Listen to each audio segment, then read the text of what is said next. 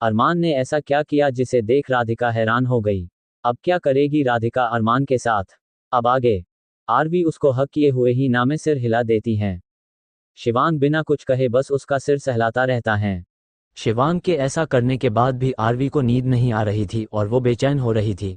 शिवांग उसको ऐसे देख उसको हल्के से खुद से दूर करता है। उसके इतना करते ही आरवी आंखें खोलकर उसको देखती है और चिढ़ते हुए, क्या है आर्य, मुझे आपके पास सोना है।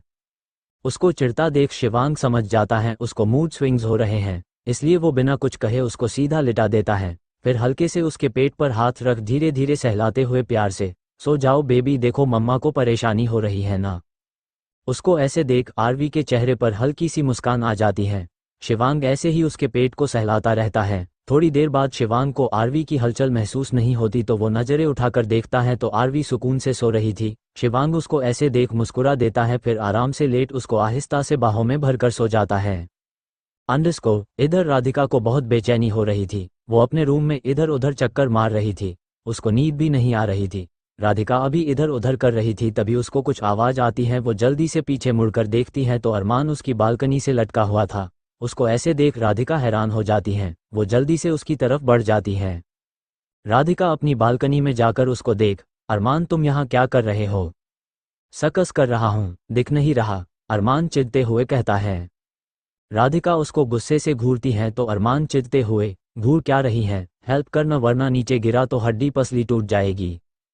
हाँ तो टूट जाए, ऐसे चोरों की तरह किसने कहा था आने को, और वैसे भी इतनी रात को यहाँ क्या कर रहे हो? राधिका कमर पर हाथ रख उसको घूरते हुए कहती है। हाँ तू ऐसे ही पुलिसगिरी कर ले जब तक मैं यहाँ से गिरकर मर जाऊं, अरमान थोड़ा तेज से बोलता है।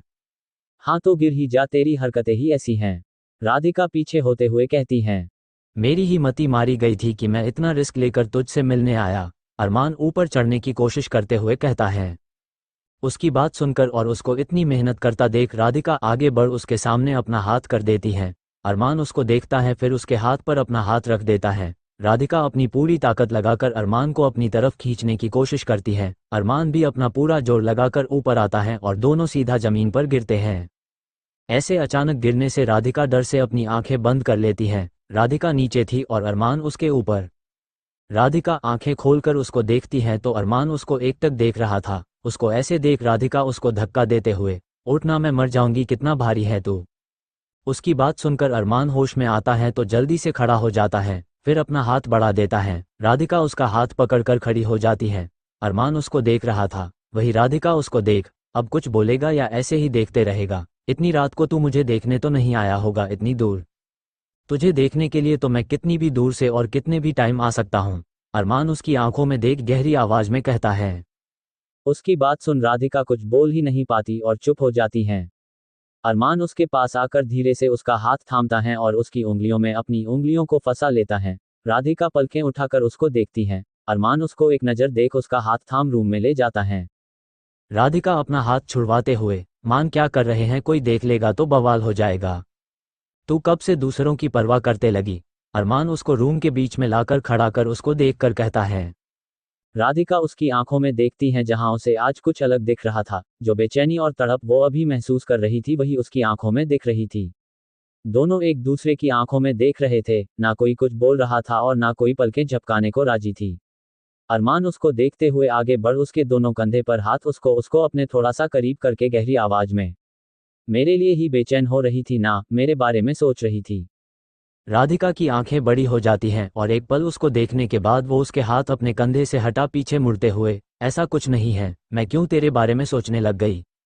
अरमान हल्के से मुस्कुरा उसकी तरफ बढ़ उसको पीछे से अपनी बाहों में भर लेता है। अरमान के इतना करते ही राधिका की आंखें बंद हो जाती हैं और सांसें गहरी हो जाती हैं। इतनी देर से महसूस होती बेचैनी अरमान के एहसास से फीकी होती महसूस हो रही थी। अरमान उसके गले से अपनी बांह निकालते हुए उसके दूसरे कंधे पर अपनी पकड़ कस लेता है। राधिका बिल्कुल जम गई थी। अरमान उसके इतने करीब था कि उसकी गर्म सांसें राधिका को अपनी गर्दन पर महसूस हो रही थी, जो उसके पूरे शरीर को गुदगुदा रही थी। अरमान उसके कान के पास जाकर फुसफुसाते हुए, किसके झूठ बोल रही हो जान, मुझसे या खुद से?